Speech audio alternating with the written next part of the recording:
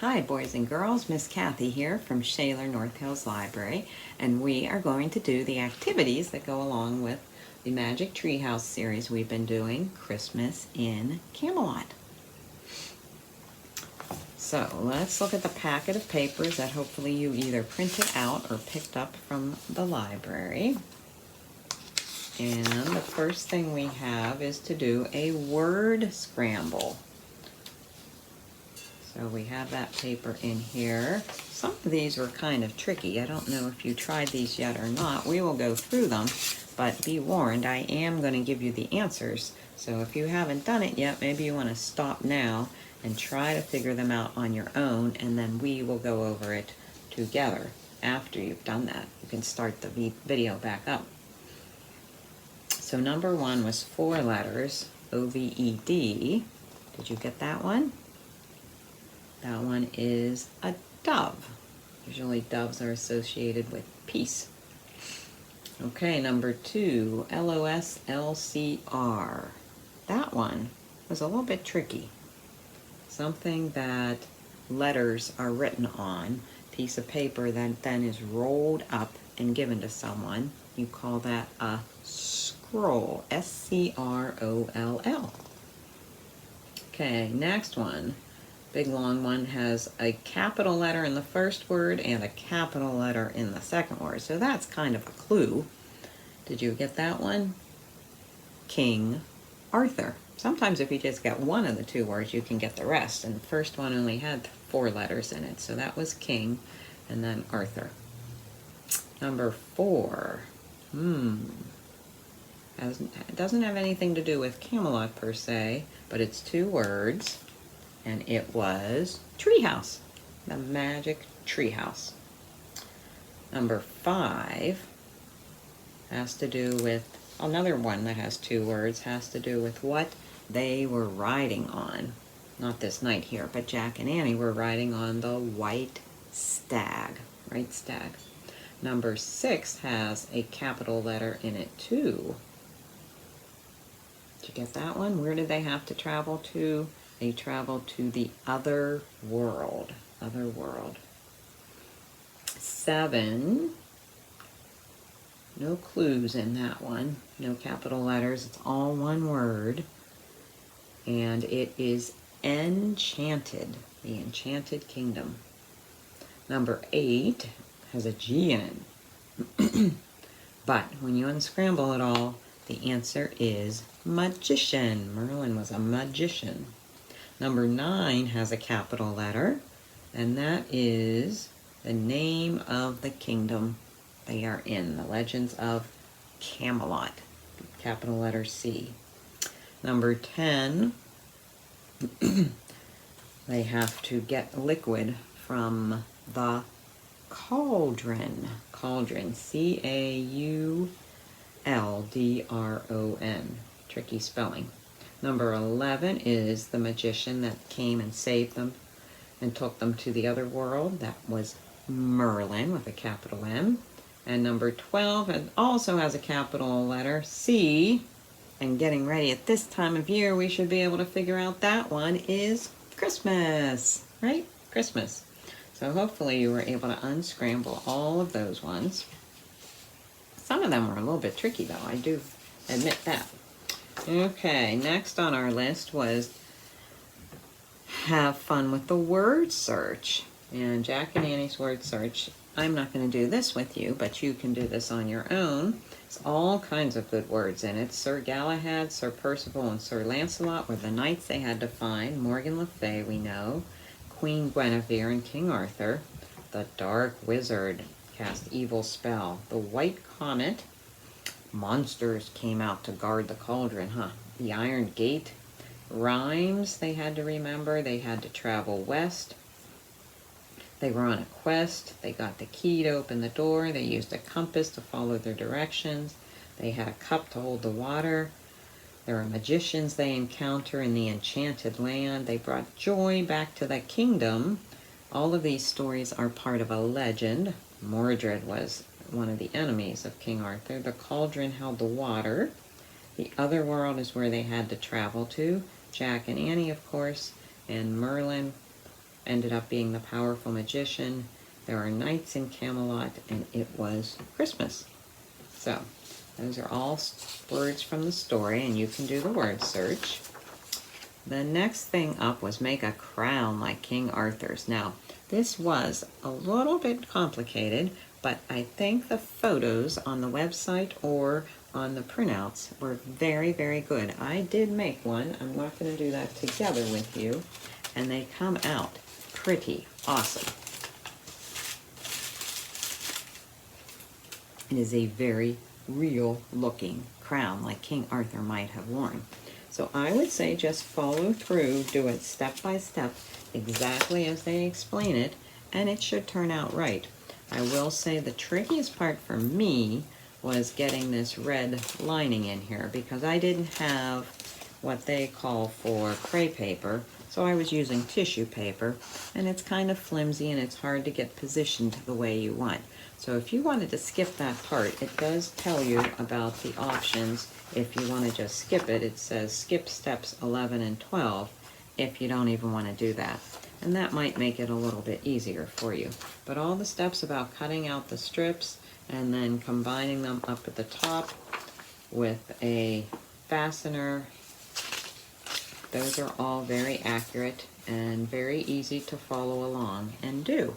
So I didn't think I would take the time to sit there because it did take a little while. It is a lot of steps, but it is a very nice craft when you get it all done. And you can spend as much time decorating it as you want with jewels or stickers or anything you have on hand. If you don't have yellow construction paper, you can use another color that you do have around. It could be brown, it could be orange. You could paint white paper too if you happen to have paint. So there are many ways you can work with tools and supplies you probably have at home without going out shopping for anything else. And in the end, it ends up making a pretty awesome crown. So I would say that is well worth making. You can make more than one if you have more than one child in your family, or maybe you have a king and a queen. Then was a recipe for gingerbread, very different from the gingerbread we think of as today. It has a little bit of breadcrumbs in and a little bit of ginger, a little bit of cinnamon, some honey, and some water. And it was very different than what we're used to today. It's more like a cake. So maybe try that for a real medieval type recipe. And I would check out the entire website that came from. That was on the downloads bbc.co.uk website. And certainly there were a number of many good information packets in there, pages that told you a lot about King Arthur and having a feast. And then next on the list was play a King Arthur's math game. So if you have somebody at home you can play this with. This was the game board. Each player has cards from a regular deck, 12 cards in front of them, and it tells you what an ace, jack, queen, and king equals point-wise. You roll 2 dice and find the sum or the difference. So you have to add up a little bit here. Maybe you want a tablet to write things down on. And then it goes through the rules of the game. And you can write down the results as you go around. First player to have all 12 cards facing down wins. So try playing that really cool math game. And now the last thing left, after we talked about the website already, is for our little quiz on Christmas in Camelot. There are a couple questions for each chapter, so see how well you do. Where were Jack and Annie coming from when they saw the dove? At the beginning of the book, on page 4, they were coming from school. Where did Annie and Jack go? Where were they going to celebrate Christmas? Well, they got invited and they were going to celebrate it in Camelot, right? How did Annie get the tree house to take them to Camelot if there wasn't a book to point to? What did she do? She held up the invitation and made a wish, huh? She was very resourceful in this one, had a lot of good ideas. Chapter 2, what did Camelot look like when Jack and Annie arrived? It's Remember what it looked like? It was not what we picture. It was very sad and lonely, and not many people around, kind of deserted. How did Morgan feel when she saw Jack and Annie? Did she expect them to be there? No, she was surprised and confused. She didn't know how they were there. She hadn't called them. Why isn't Camelot celebrating Christmas? Who was it? What was the fault of that? That was Mordred, huh? Mordred cast a spell that took away the joy of Camelot. Chapter 3, who did Jack, Annie, and Morgan eat dinner with after arriving at Camelot?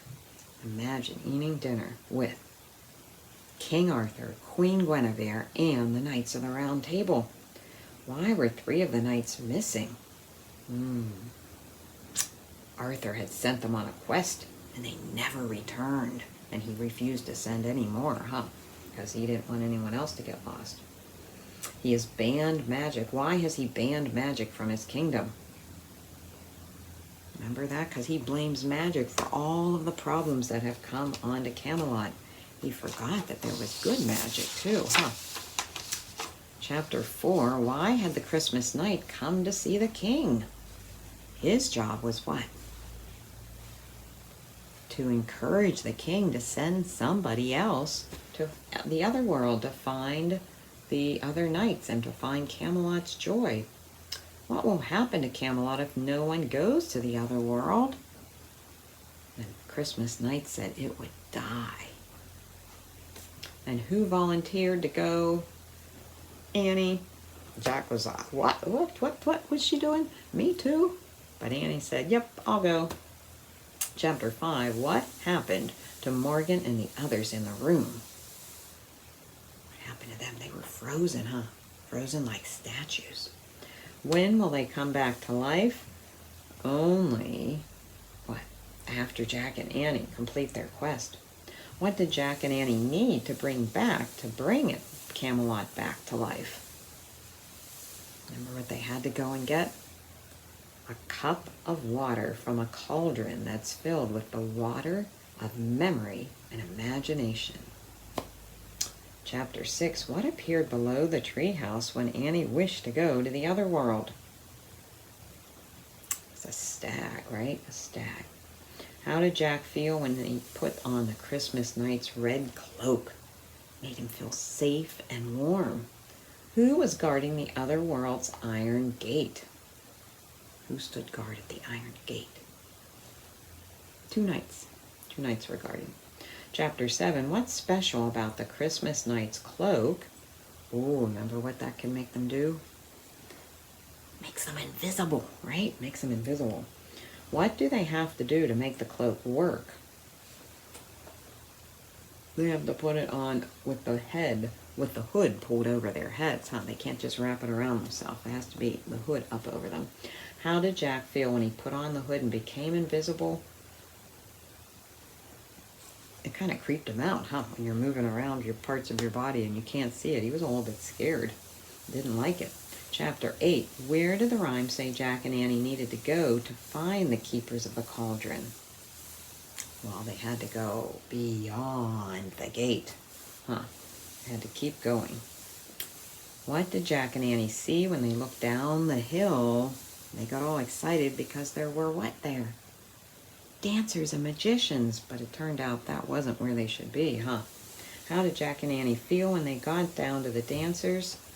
Because of the enchantment all over that area, they felt like dancing too, and that's what had happened to the knights, They got caught up in the dancing. Chapter 9. Why did the knights look so bad when Jack and Annie saw them dancing? Because they couldn't stop, right? They had to just keep dancing because of the magic, and they were going to be dancing themselves to death. That's why they hadn't come back to Camelot. What did Jack and Annie need to do to make sure they didn't get caught up in the music and dancing again? Remember? They had to think really hard about something else. As much as they wanted to be back in the dancing, they had to think hard about other things, and then they could get free. What did Annie yell to help Jack break out of the dancing spell? To make him think about something else? She yelled, Morgan! Remember, we have to save Morgan. Think about poor Morgan. Chapter 10, who were the three knights Jack and Annie saved from the dancing circle? Remember their names? Sir Lancelot, Sir Percival, and Sir Galahad. They each have stories written about them in this Stories of Camelot. What did the knights give Jack and Annie for their quests to find the water? Well, one of them gave them a silver cup, a compass to help them go the right direction, and a key to unlock the door, right? And the cup was to hold the water they needed to bring back. What did the knights do after giving Jack and Annie their gifts? Oh, they were so tired after all that dancing. What did they do? They fell asleep. Fell asleep. Chapter 11, what color was the light that filled the cave? It's kind of different. It wasn't our usual what we think of as yellow or white. It was purple. How did Jack and Annie reach the cauldron and fill the cup with the water of memory and imagination? Remember, it was out of reach. They couldn't reach it. So Jack got down and Annie got up on his back, piggyback, and climbed up and reached in. Who are the real keepers of the cauldron? They were not nice animals, They were 4 dragon-like creatures. Chapter 12, why did Annie want to drink the water of memory and imagination to escape the creatures? What did she hope to do by taking a little sip of it? She thought that it would help them imagine a way to escape out of their problems. How did the water help them escape from the creatures? It actually gave them the strength and the courage to fight them. And what did they use to fight them? They had to take logs from the fire, burning branches, and fight them back until they were back in their caves. Chapter 13, what did Annie say she imagined as they fought the keepers? When they were trying to keep ideas in their head to how to win the battle, she imagined fighting with flaming swords. And what did Jack imagine? He imagined the keepers going back into their holes. What knight did Jack and Annie ride with to the gate of the other world? He said, you can get up and ride with me. That was Sir Lancelot. Chapter 14, why was it a good idea for Jack and Annie to ride the stag back to Camelot? It would get them there, what? Much faster than the horse. Much faster. Who did Annie give the red cloak to? She took it over and wrapped it around the back of the stag as a thank you gift. What were Jack and Annie going to do with the water and the frozen statues? What was their idea, to bring people back to life? Annie thought, well, we'll put a drop on each of them. Just a drop of water and unfreeze them all. But as it turns out, that didn't happen, Chapter 15, what was the result of Jack spilling the special water? Remember, he spilled it all over the floor, and what happened? A great cloud arose and brought the whole kingdom back to life. So it turned out okay. Who had really summoned Jack and Annie to Camelot?